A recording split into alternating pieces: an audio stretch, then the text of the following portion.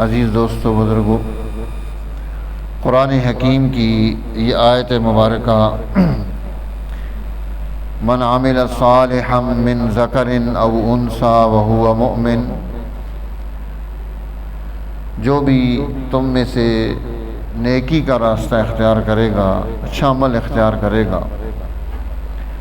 اور وہ مومن ہوگا، فَلَنُحْيِيَنَّهُ حَيَاةً طَيِّبَةً، ہم اسے پاکیزہ حیات عطا کریں گے، وَلَنَجْزِيَنَّهُمْ أَجْرَهُمْ بِأَحْسَنِ مَا كَانُوا يَعْمَلُونَ، اور اس عمل کا اسے بہترین بدلہ دیا جائے گا۔ قرآن حکیم کی آیت مبارکہ یہ سورہ نحل میں ہے، اس کا آخری پاؤ ہے۔ اللہ جل جلالہ نے یہاں ہمیں رہنمائی ارشاد فرمائی ہے کہ ایمان اور عمل صالح یہ دو بنیادیں ہیں جن کو اختیار کرنے سے اللہ جل جلالہ انسان کو دو نعمتیں عطا کرتے ہیں۔ پہلی چیز اسے حیات طیبہ ملتی ہے، پاکیزہ زندگی دی جاتی ہے۔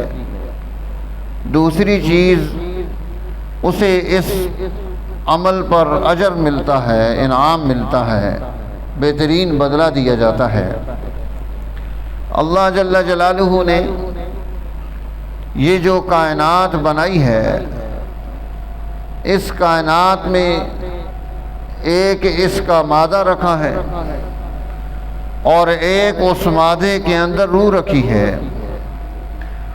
یہ جب مادہ مادی شکل میں ہوتا ہے تو اس کی بناوٹ کو اس مادے کے ساتھ آگے مختلف چیزوں میں لایا جا سکتا ہے۔ مٹی ایک مادہ ہے، اس مٹی سے برتن بھی بنا لیے جاتے ہیں، گلاس جگ بھی بن جاتے ہیں، پلیٹیں بھی بن جاتی ہیں، اسی سے مکانات بھی بنتے تھے۔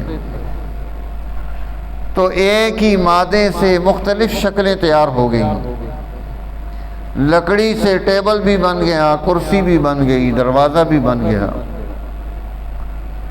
اور بھی مختلف چیزیں اس سے وجود میں آ گئیں کہ اس ایک ہی مادے سے آگے مختلف چیزیں بنا لی۔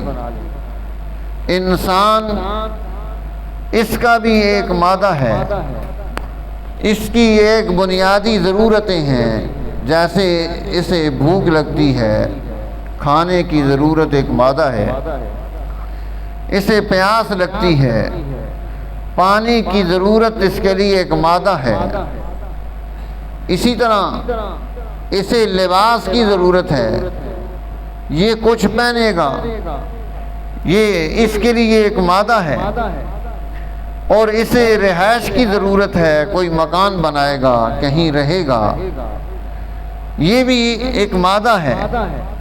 ان سب چیزوں نے مل کر انسان کی مادی ضرورتوں کی تکمیل کی۔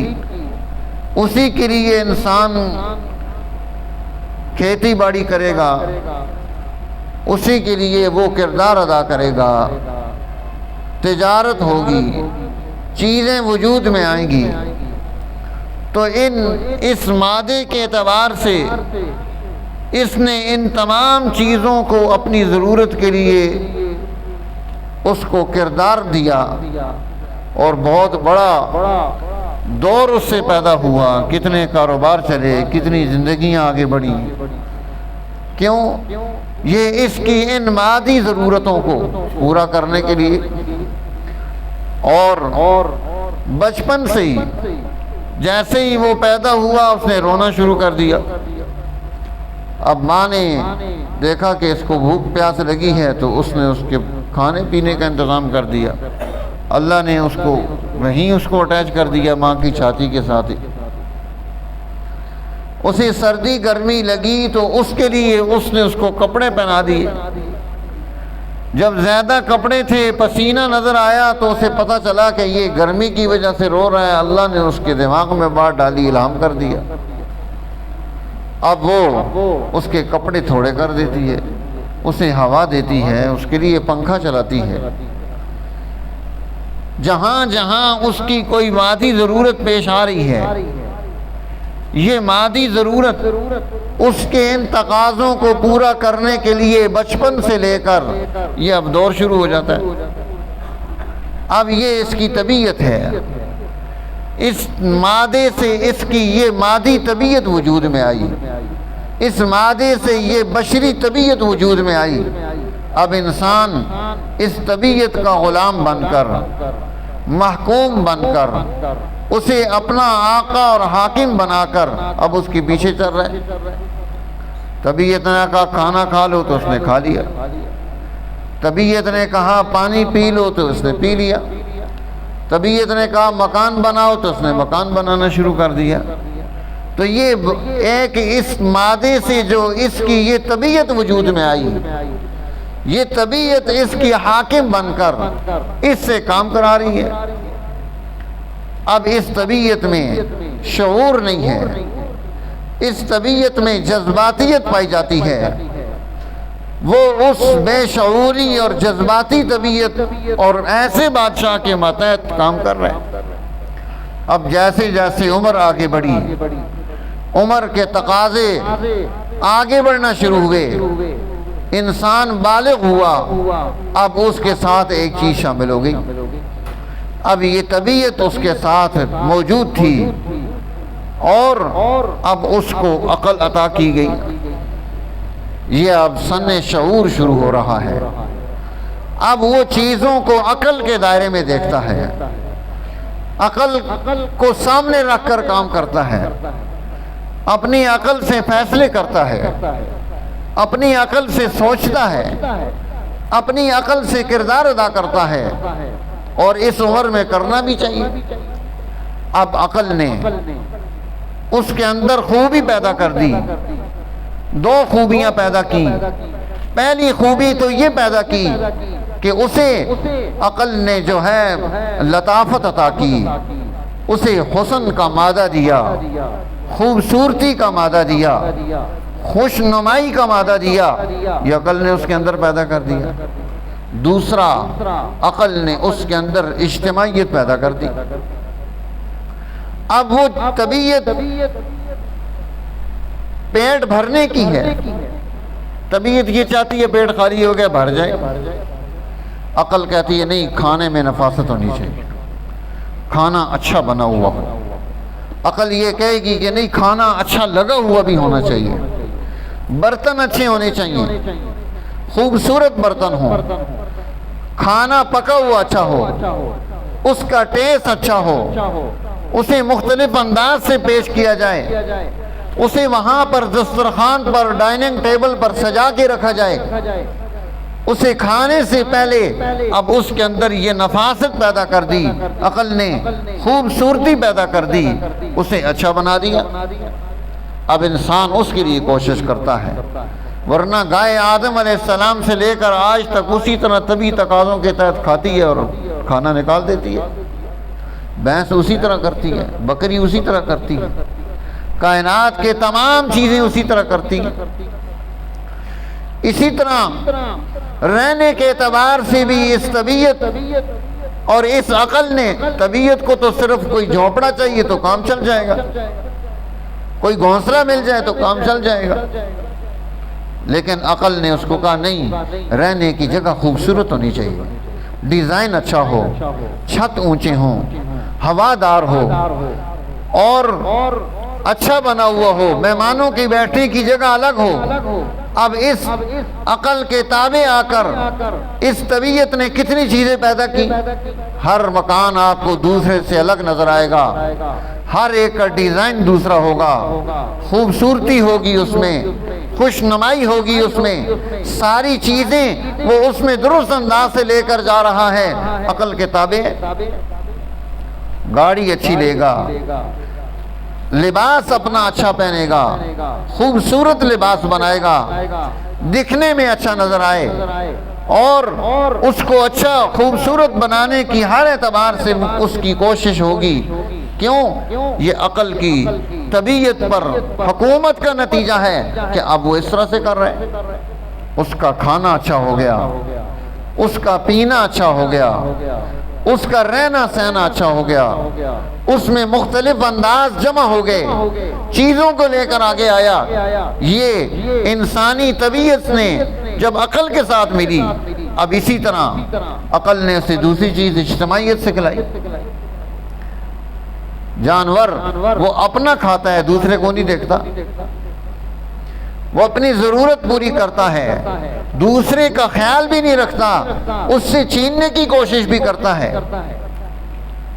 اب انسان کو کہا نہیں، تو نے اکیلا نہیں کھانا، تیرے بھائی بہن بھی ہیں، تیرا خاندان ہے، یہ رشتہ دار ہیں، یہ دوست احباب ہیں، یہ مل بیٹھنا ہے، یہ اکٹھے ہو کر کھانا ہے، یہ اکٹھے رہنا ہے۔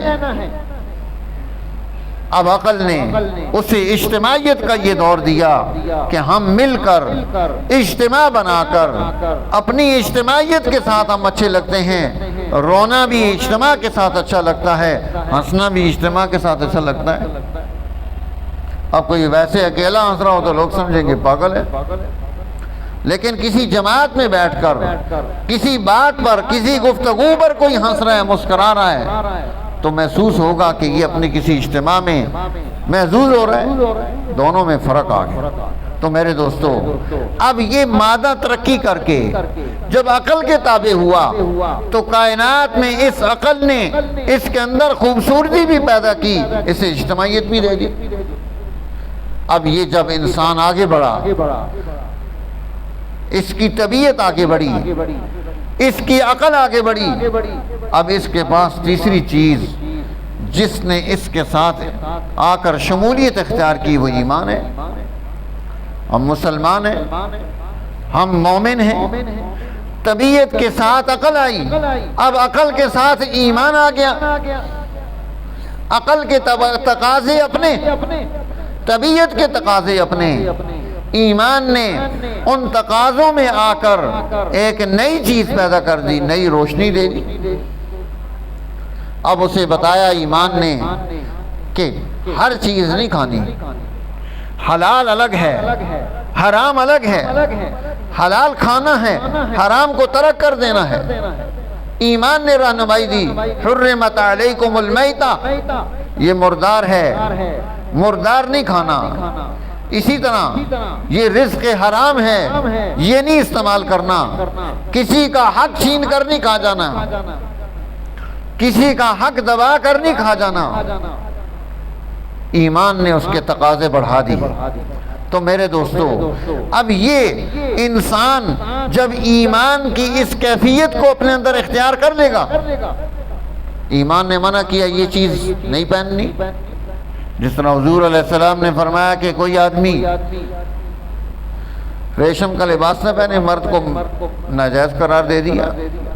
اسے کہا کہ تو سونا استعمال نہیں کر سکتا، گولڈ، اس کے برتن نہیں استعمال کیے جا سکتے، اسے پہنا نہیں جا سکتا۔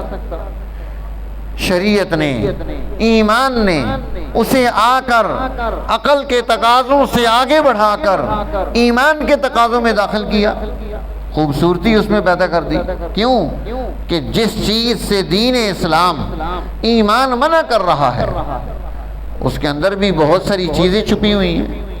اب جیسے خنزیر کا گوشت کھانے سے منع کر دیا، جب اس کا گوشت کھایا جائے گا تو اس کے اندر جو خرابیاں موجود ہیں وہ کھانے والے میں آنی شروع ہو جائیں گی، بے حیائی آئے گی، بد اخلاقی آئے گی، غلاظت پیدا ہوگی، اس کی طبیعت میں ہے۔ اب یہ شیر اور چیتا کھائے گا تو اس کی طبیعت میں چیرنا پھاڑنا ہے، اب جب یہ کھائے گا تو اس کی طبیعت میں بھی چیرنا پھاڑنا آ جائے گا۔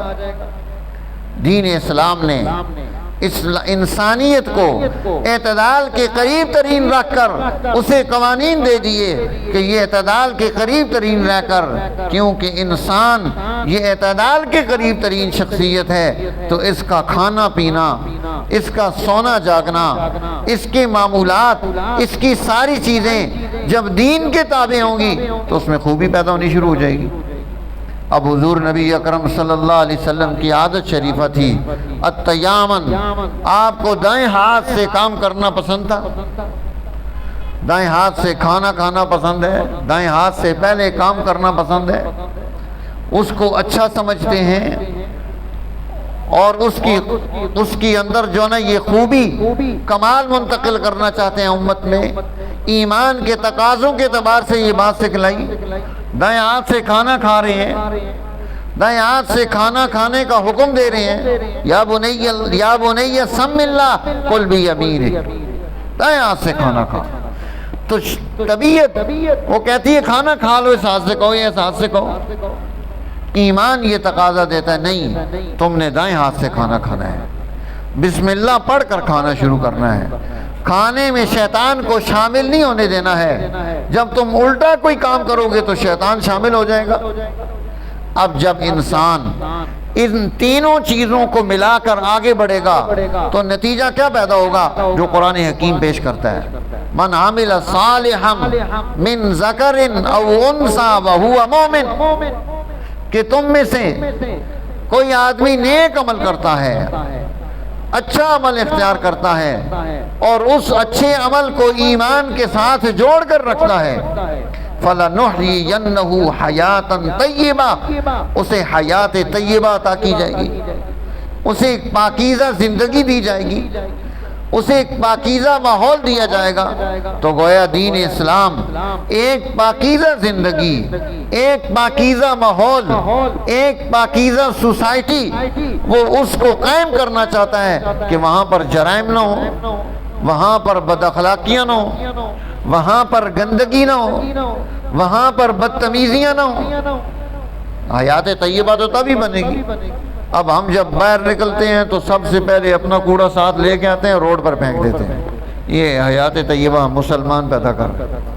جس گھر سے باہر نکلیں اس گھر کا کوڑا گھر کے باہر پڑا ہوا، جس گلی سے گزریں کوڑا نظر آئے گا، جس جگہ دیکھیں شاپر نظر آئیں گے بھرے ہوئے گندگی کی۔ اور ماشاءاللہ اب تو حال یہ ہو گیا کہ وہ دور سے ہی اٹھا کر پھر کرتا ہوا شاور جا رہا ہے، کچھ یہاں گر گیا، کچھ آگے گرا، کوئی کسی کے اوپر گرا، کوئی آگے پہنچا۔ یہ حیات خبیثہ بنی، طیبہ نہیں رہی، پاکیزگی کہاں رہی، ناپاکی پیدا ہو۔ وہ ڈائپر اور وہ پیمپر اور گندگی سے بھرے ہوئے اور وہ سارے باہر پڑے ہوئے۔ خواتین جو چیزیں پہنتی تھی پہلے چھپ چھپا کے وہ بھی باہر پڑی ہوئی۔ تو کیا ہے کہ وہ جو حیات طیبہ ہے، جو انسانی طبیعت تھی، طبیعت عقل کے تابع ہوئی، عقل ایمان کے تابع ہوا، اب اس کے اندر حیات طیبہ پیدا ہوئی۔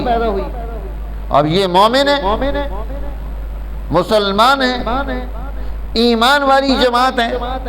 لیکن جب ہم ایمان والی جماعت کا ماحول دیکھتے ہیں، ان کے ارد گرد کا ماحول دیکھتے ہیں، تو انسان حیران ہوتا ہے کہ یہ مومن یہاں کیسے رہتے ہیں، یہ کون سے مومن ہیں، ان کے اندر ایمان کون سا ہے، ان کی طبیعت نے، ان کی عقل نے، ان کے ایمان نے ان کو کون سی چیز سکھائی ہے، یہ کیا کر رہے ہیں؟ گالیاں دے رہے ہیں، بد اخلاقی سے پیش آ رہے ہیں، لڑائیاں ہیں، جرائم ہیں، عدالتیں بھری ہوئی ہیں کیسوں سے۔ کیسی کیس ہے؟ آپ عدالت میں چلے جائیں، پوچھیں جی آپ کی کیا لڑائی کیا ہو رہی ہے، 80% تو میاں بیوی کی کیس چل رہے ہیں۔ ہر گھر میں وہ حیات طیبہ، وہ ایمان، وہ عقل، وہ سب چیزیں، وہ طبیعت۔ اب ہم نے انسانیت کو چھوڑ کر وہ جو طبیعت تھی سارے اس کے پیچھے چل پڑے، اس سے اگلی چیزوں کو اختیار ہی نہیں کیا۔ طبیعت بشری جس کے اندر شعور نہیں ہے، آج سارے اس کو اختیار کر کے بیٹھے ہوئے ہیں۔ طبیعت بشری جس کے اندر جذباتیت ہے اسے اختیار کر کے بیٹھے ہوئے ہیں۔ طبیعت سے آگے عقل آئے گی، عقل سے آگے ایمان پیدا ہوگا۔ تو میرے دوستو آج غور کرنے کی ضرورت ہے کہ اللہ جل جلالہ ایمان اور عمل صالح کا رزلٹ بتا رہے ہیں فَلَنُحْيِيَنَّهُ حَيَاتًا طَيِّبَةً، تمہیں حیات طیبہ عطا کی جائے گی، وَلَنَجْزِيَنَّهُمْ أَجْرَهُمْ بِأَحْسَنِ مَا كَانُوا يَعْمَلُونَ، جو تم اچھا کام کر کے آئے تھے اس اچھے کام کا تمہیں یہ رزلٹ اور نتیجہ آج مل رہا ہے۔ اب قیامت کے دن ہمیں کس اچھے کام کا نتیجہ ملے گا؟ بخیل کو، ظالم کو، زانی کو، چور کو، جھوٹے کو کون سا عمل ہے؟ وہ ایمان اور عمل صالح کہاں ہے جس کا نتیجہ اللہ قیامت کے دن دیں گے؟ تو میرے دوستو اس ایمان اور عمل صالح کو قائم کرنا، وہ خوبیاں اپنے اندر منتقل کرنا، آج ہمیں اپنے معاشرے کو، اپنی سوسائٹی کو، خود اپنے کو، اپنے گھر کو جائزہ لینے کی ضرورت ہے۔ ہم کہاں کھڑے ہیں اور ہم اس دلدل سے نکلیں گے کیسے؟ کیا طریقہ ہوگا؟ قرآن ہمیں کیا رہنمائی دیتا ہے؟ تو ان سوالات کے جوابات تلاش کرنے ہیں، سوچنا ہے، غور کرنا ہے۔ اللہ جل جلالہ عمل کی توفیق نصیب فرمائے۔ وآخر دعوانا